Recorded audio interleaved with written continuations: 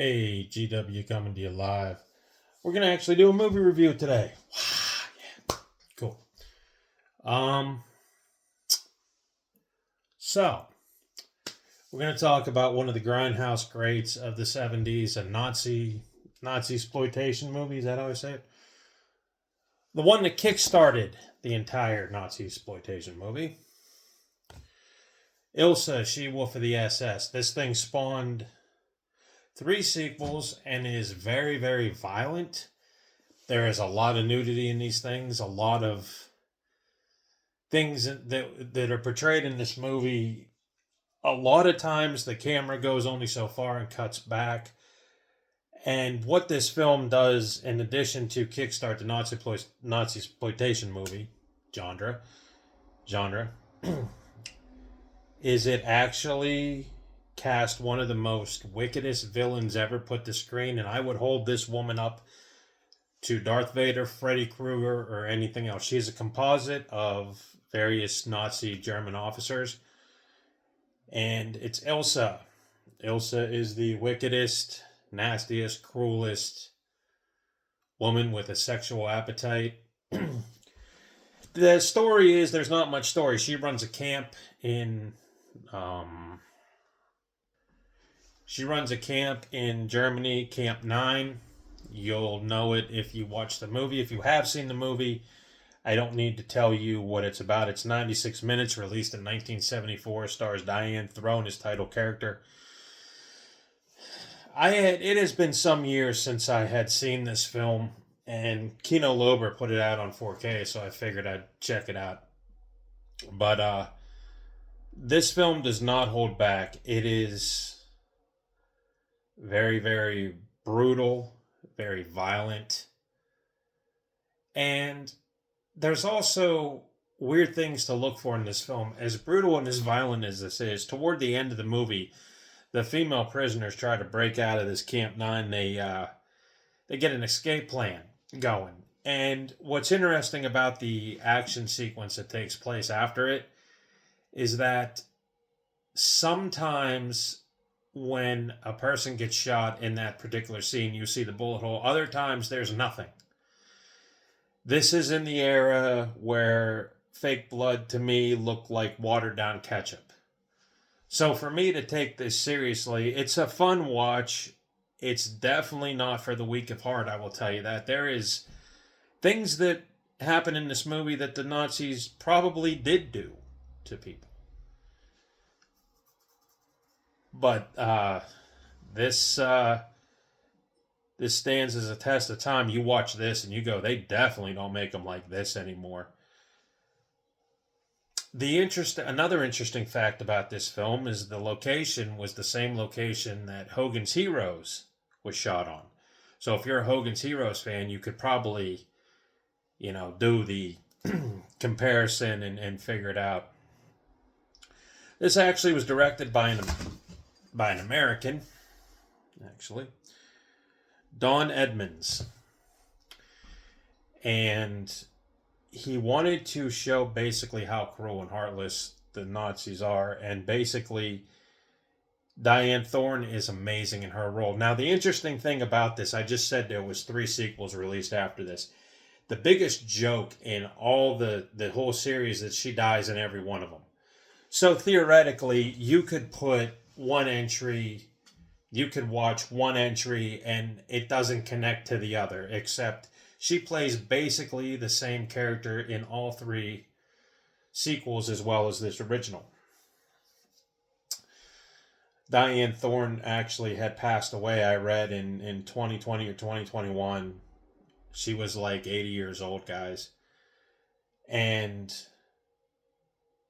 she was pretty daring. She was willing to do anything in front of the camera. That was, to me, and you'll see it in this film. Now, I have not seen her in anything else, but other than the Ilsa movies.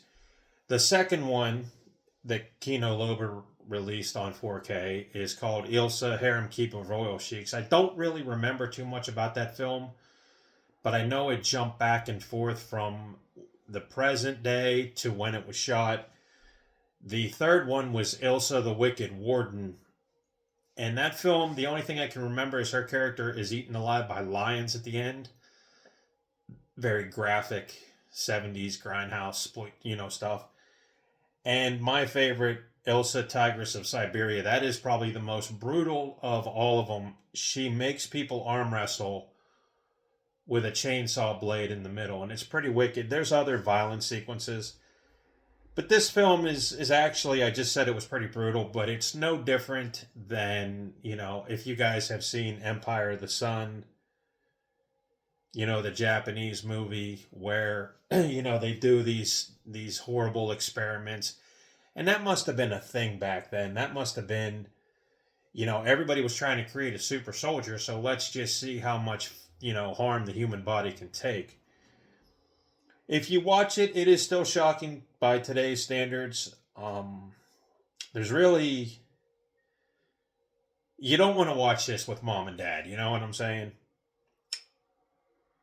But this film is definitely not for the weak of heart, and it touches on a dark part of history that I think commercialized and later shown in big screen movies like Schindler's List.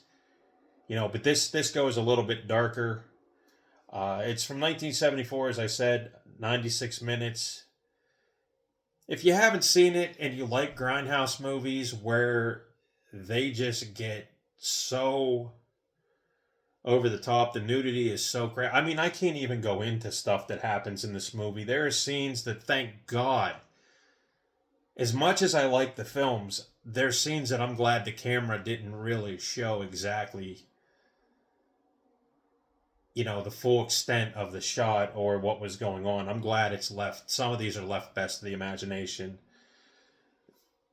As far as makeup, the makeup is pretty wicked for what they do, and it was probably all practical. In fact, I know it was. And there's a scene with a girl who got burned on her face, and there's a rubber piece of prosthetic on her face, and it looks pretty good. This film too has that cold look. When you look at it, the film looks all cold. The grain looks all grainy, and it actually looks pretty decent from a restoration point. I rented all four of these. Sorry, nobody I know. Phone rings. I rented all four of these from Primetime Video, which used to be around. It was one of the last times I rented from them before they went under. Because I wanted something nasty. I wanted something grimy, and one of my friends had told me about this movie.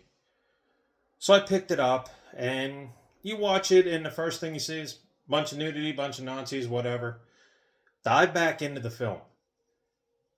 You look at the time frame that it was presented on, you look that this thing was actually shown in theaters, and you look at Diane Thorne's performance, and she carries the weight. I mean, she's the only reason, really, you watch these Ilsa movies. Either that or you like extreme violence and nudity, which, hey, nothing wrong with that, right? But if you don't, if you haven't seen it, I would suggest picking this copy up. There's also a Blu-ray copy included. You cannot find these except for, out-of-market VHSs that won't play or DVDs that are, other regions. And it's worth checking out just to see how movies back then in the 70s really changed the course of movie making. I mean, you look at something like this and then you say, okay, there's a springboard for other things to take place here, other movies to be shown. In addition to that movie, I just watched a movie on Shudder called Mayhem with Stephen Yeun. If you guys are into extreme violence, this is a horror comedy about what happens when a cutthroat lawyer, I believe he's a lawyer, is fired from his job, and he works in a tower, and at the same time he's fired, I don't want to say sickness, but a flu-like, bacteria cell floats in the air, and it gets everybody to become ravaged killers. And they do a whole story of it in the beginning of this movie. there is a lot of carnage in this movie, but it's so over the top. And, if you get a chance to watch it, it's kind of comparable to the Belko experiment, where the guy comes to work and everybody starts working and they're told one person has to die. And it's been a while since I've seen that movie, too. So definitely check those out. As far as anything else, we're pretty good. I mean, Cat's been still getting me up at 3 in the morning. I seen my buddy JD was at Taco Bell on New Year's Eve. New Year's Eve, guys, was really crappy this year. There was like maybe a little bit more than a foot of snow compared, and all the roads were ice. And my man Jeff was actually at Taco Bell, and he was also taking care of a chocolate lab. We saw the video on Facebook. So I give kudos for Jeff for being out there, man. You hardcore. But I don't know. And just one of them things. But I caught these two flicks and I figured I'd talk about them. Let you guys know what's up. I got nothing else after that. Still playing Fallout 76. Kind of gave up Call of Duty a little bit because, I get stuck on these things, guys, and I go. Didn't make it to New Year's this year. And was so beat. I told you guys, Cat got me up at like 2:40 in the morning. Stayed up till maybe 11:30, and I was done. I couldn't even make it to watch the ball drop. There was 2 balls that dropped. Remember I told you, because they said America's turning, 250 years old, but I don't know. But I just wanted to thank you guys too. I've been checking my YouTube, seeing how people watched it, watch my stuff, and apparently Josh liked the Josh promo I did. And that was cool. I'm glad people like my wrestling promos. That was MJF. I could always do a couple other ones, my impressions of other people that I like. I could do Triple H, probably do Randy Savage. A lot of people like him. Oh, yeah. See, I can do that right there.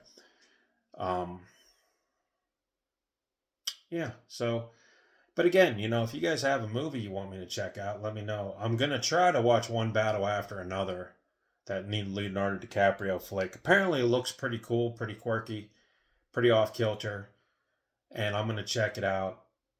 But I just have to have 2.5 hours to get my thoughts going and sit back and watch this film. But apparently it is pretty good. But we'll see. I'll let you know. Also, guys, if you are a film buff, check out the Criterion channel. We got the Criterion channel streaming. They show a lot of cool stuff. A lot of it I don't know of, but a lot of it, they have a lot of David Lynch stuff, Inland Empire, Mulholland Drive. They have Natural Born Killers. They have a whole bunch of stuff, and they keep revolving. So movies that make an impact or sort of art house, they're definitely on there. Definitely give the Criterion channel a check out if you can. I really am enjoying it. I just, again, don't have time to watch everything. Another director on there you guys might not know of is Greg Araki. And Greg Araki put out what I call the Teenage Wasteland trilogy. Nowhere, I forget the name of the second film, in the Doom Generation. Those films are pretty hardcore in nature.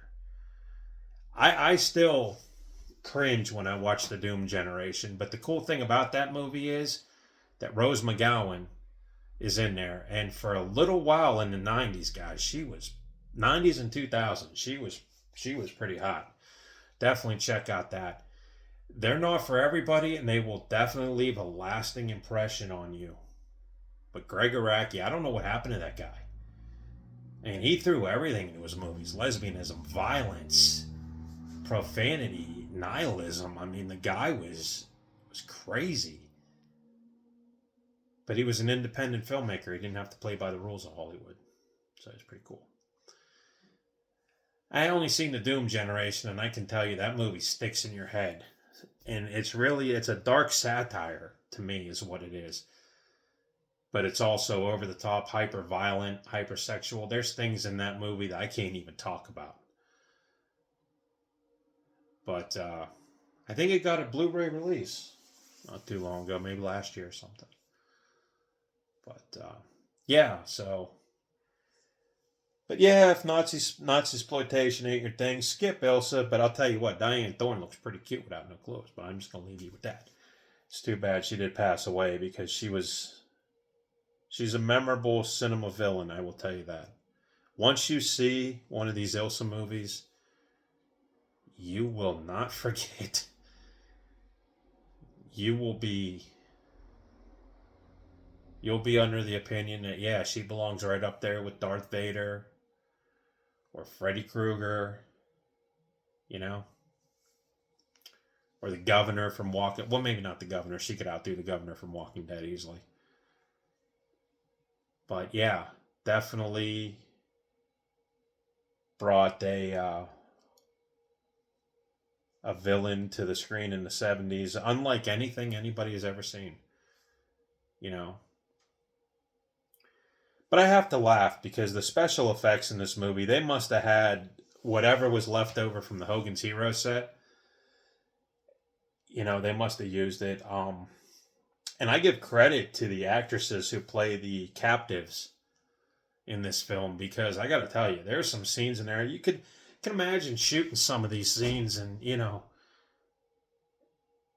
it's just they were really amazing for what they went through.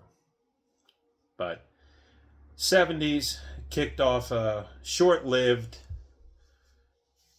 subgenre of films that, you know, if you watch any of them, just stick with the Ilsa movies. The violence in there is mostly toward men or women. In this film, it's both. It plays the fence because one side is not worse than the other. Everybody's equally treated like crap in this movie. Of course, the Nazis are evil people anyway. I mean, look at the Raiders of the Lost Ark. I mean, look at any of those movies. Wolfenstein 3D, anything.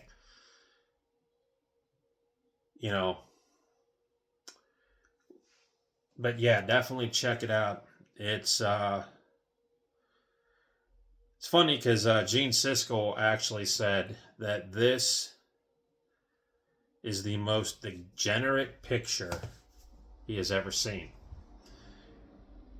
And somebody said it's a textbook for mutilation freaks.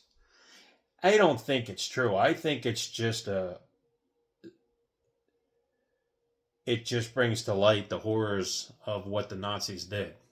And they just made a caricature to make it narrative driven.